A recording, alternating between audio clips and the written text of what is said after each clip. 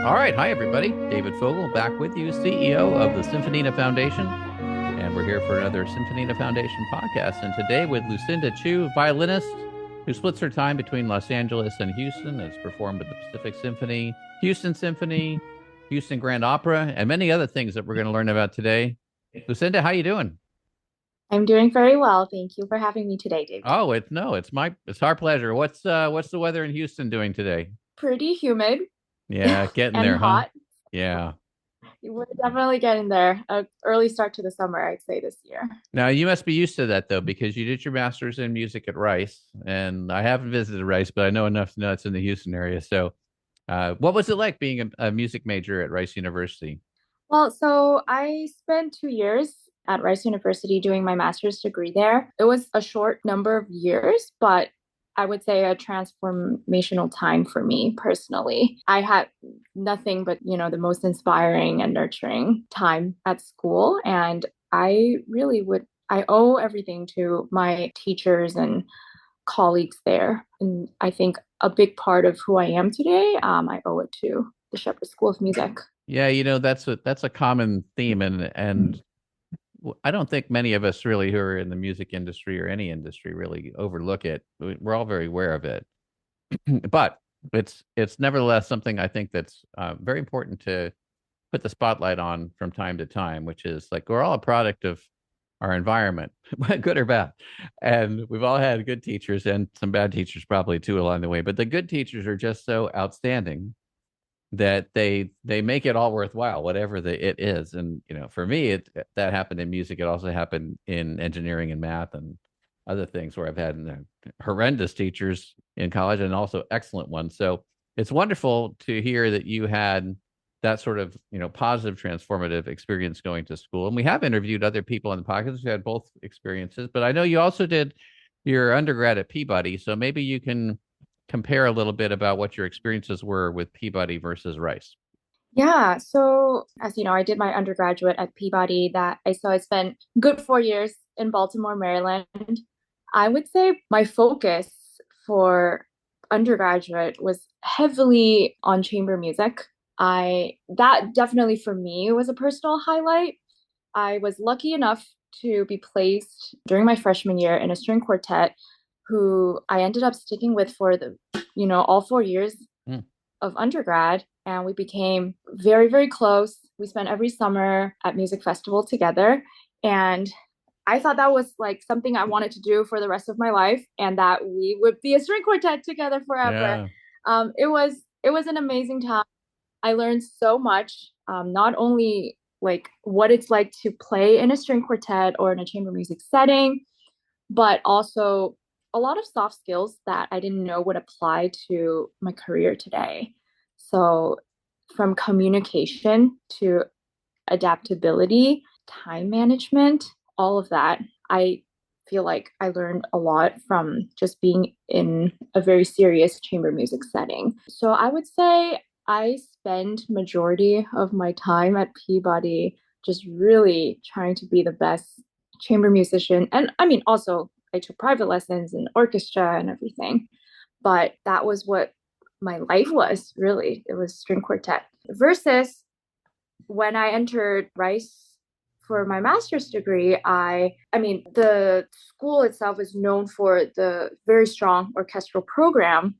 So that was a big shift to me. My string quartet from undergrad, we all went our separate ways for, doing our own great things. The band couldn't stay We're together. all still good friends today. There you go. Okay, good. Yeah, unfortunately, you know, life life happens and we all have, different things pop up. Right. Um, but anyway, I went to Rice and I was almost shocked to see like how intense the orchestra program was. Everyone was taking these professional auditions and they like win jobs here and there. Mm. So it was a very motivating and also intense environment in a good way. So naturally, I was kind of like drawn into that world. So that would be personally the biggest difference comparing undergraduate and Yeah. graduate school. So Um, you've auditioned successfully, yeah, obviously, as a result of all that yourself too. Can you tell us a little bit about what it's like auditioning for like the Houston Symphony? What it must be very intense. yeah. So I actually, right out of school, the first audition I took was for the Los Angeles Opera, Hmm. which I very fortunately um, won a position with them. Yeah. So, I mean, I can't stress how lucky I am to have something already right out of graduation. And I feel like Shepherd School has really prepared me well for that kind of environment. We did a lot of, there's this culture of doing mock auditions for each other at school, setting up like the screen, Mm. just to recreate the environment so we're mentally prepared for what it's like for the real thing when the real thing comes up. So it was a very intense process.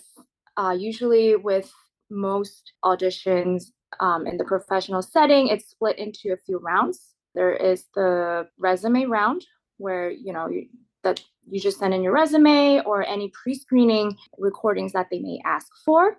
Hmm. And then from there, you'll be invited to the first round, which is the preliminary round. And from there, each round usually lasts, I mean, depending on how many candidates there were, Hmm. they're split into rounds throughout the day. And you're assigned an hour and you go play, and you will be notified whether you move on to the semifinal round. And then from there, you play again, and then to the final round. And then It's sometimes like the super. Stanley Cup Finals. It's like, oh my gosh. Yeah, yeah, or it's very similar to The Voice. I like to compare it to, Yeah. Yeah. yeah, the singing TV shows. And then at the very end, sometimes the screen comes down during the final round. If you're selected, then you might get a trial or they grant you a position right there. Yeah. Wow. Okay. And then if you don't, you go off to the next one, I suppose, until you Exactly. get the spot. That is intense. That's very well. It's probably not meant for everybody, but I'm glad you were able to go through that and be so successful with it. And I'm guessing that something else we talked about a little bit before we started is a little less stressful, which is playing on a cruise ship, which you've had the opportunity to do for Holland America. I hope that's less stressful. My goodness. If it's more stressful, that's worse. But what's it like playing on a cruise ship? It was amazing. I had the best time there. I started that cruise ship job right out of grad school, actually. And so it was sort of a transitional period for me from being in school and starting my job at the LA Opera. So in between that, I spent approximately 6 months on the cruise ship, and we got it was a piano quintet. Hmm. So it was the five of us performing nightly for 6 days a week, and during the day, we got to sightsee just like the guests did. And we toured the Mediterranean and the Caribbean. Wow, look at you go. So yeah, it was just an amazing way to see the world and get paid for it. Yeah, exactly. So Yeah. And when you are traveling that way, I mean, first of all, I don't have any experience doing this at all, but I'm guessing you have an inner cabin or you're joined with somebody else in a cabin or something just because paying passengers generally get better accommodations than crew. And I would imagine you're viewed as crew. So what is it like, when the night's done, you're packed up, you're ready to go to sleep? Is it like a submarine or what is it like? so it's very interesting that you brought this up because as the musicians on board, our status was a little unique, I would say. We Hmm. are both crew members and we also share guest status. Okay. So we did not get to stay in the guest rooms. So we did stay under the boat Hmm. on one of the crew decks, but we did get our single rooms, which was Oh, a nice. luxury. Okay. Yeah, so we got our own rooms, and the awesome thing was that we got to eat on the guest deck. So Ah, there you yeah, go. yeah, it was awesome because the food was super good. And I think it was also very interesting for the guests because they would come to our performances and then the next day they would see us in the restaurant with them. And we Yeah. got to, converse with them a lot. And they love asking us questions and ask about future performances, all of that. So Yeah. Well, I bet that's to the guest benefit, to your benefit, and probably to the cruise ship's benefit too, to have you mixing with the with the passengers so that they can learn more about you and also be more inclined to go enjoy your performance while you're on, you know? Yeah, absolutely. Yeah. Did you meet any other musicians aside from your quintet along the way? It. So there are rotating guest entertainers who come on board. There are magicians, there are like jugglers, there are comedians. Mhm. And there's also a main stage show that was a regular thing on the ship. So it was mainly like Broadway music that Okay. they would do with a lot of dancing and singing. So it was really cool to get to be, exposed to that kind of music and see how they work. And we all became good friends. We all hung out all the time. So That's great. And you probably got to be, I mean, how can you not be a solid group? 6 months playing together. My goodness, that's a long gig. So yeah, it's a what broke up that band? well, it was a short-term contract. So a lot of musicians, we if you enjoyed your time, because cruise ship life is not for everyone. I That's did true. hear, some people they felt trapped, Yeah. and confined in a small space, despite the traveling. And I had to go on to my next job with the opera, and so did other musicians. Actually, my husband, a cellist, he traveled with me, so we got to travel the world together. Oh, there you Um, go. yeah, so that was fun. But yeah, most of us had other plans lined up. So it was kind of like a short-term experience. Okay. Well, that's much better than some of the videos I've seen from other people who talking about being a cruise musician. So yeah, I'm glad that Oh, worked out. Well, no, that it's there's a survivor bias in everything, and sometimes what survives is just the negative. So oh, I see. it's great. It's great that you had so many positives because positives wouldn't get so many views on a YouTube video, but negatives sure do. So it's wonderful to hear that you had such a good experience and you got to eat the same great food. And the only No, thing would be the go in your own room too. You got your own room, so it sounds great. So okay, so for those of you who are young and might want to try that, sounds like Lucinda saying, give it a whirl. You know, absolutely. give it a. Now another thing that you just did was you just performed on Jimmy Kimmel Live, like recently. Yes, How, just last happen? week. How did that happen? What happened? Congratulations! Well, Great. thank you so much. It Yeah. was quite an experience and very eye-opening and humbling, to see how to be a small part of a big project, Yeah. essentially. Being on set was really cool to see how many people it takes to put a show together like that every day. I was recommended by a dear friend, actually my former quartet member from school that Hmm. I mentioned to you earlier, and she recommended me to join the band for that segment of the show. This Uh-huh. is for the musician Leve. Okay. If you're not familiar with her music, she is a half Chinese and half Icelandic Oh, musician okay. who's classically trained in cello, and she does write her own songs, usually a blend of jazz and pop music Hmm. and classical. And yeah, she has a new album out, so we got to perform one of her newest songs on set, and it was awesome. Nice. Did you have to get there like a day ahead of time and prep for it, or how does it? Do you just walk in and do it, or what's the We prep? had What's the prep for that? Yeah, we had a full day of rehearsal prior to the recording day, the Okay. taping day, and we just, ran the songs over and over many times. We Yeah. did a lot of sound checks and, make necessary edits to our music. Right. Now it's the show is a live show. Are you performing live also, or is it recorded and then edited in? What is the production like for that? Yeah, so it is a live show. However, for our musical segment, it was taped live Hmm. separately, if Right. that makes Yep. sense. Yep. So And they can insert it where they need to. exactly. So Right. that I didn't know about, and it was fascinating to see how it all works. Yes, yes. Yeah, Well, it's like everything, when you don't know the magic, it looks like magic, and then you see how it all fits behind the scenes. It's like, oh, that's how they do that. So, right. yeah. I understand you're also doing some solo performances locally, either in Houston or maybe to come in LA for weddings and other events that you're picking up. What has been your experience doing that so far? And I presume you're enjoying it since you're branching out to Los Angeles in the future.